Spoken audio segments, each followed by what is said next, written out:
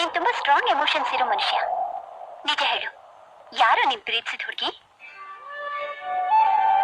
ಎಲ್ಲಿದ್ದಾಳ ಅವಳು? ಯಾಕೆ ನೀನ್ ಅವಳನ್ನ ಮದ್ವೆ ಆಗ್ಲಿಲ್ಲ?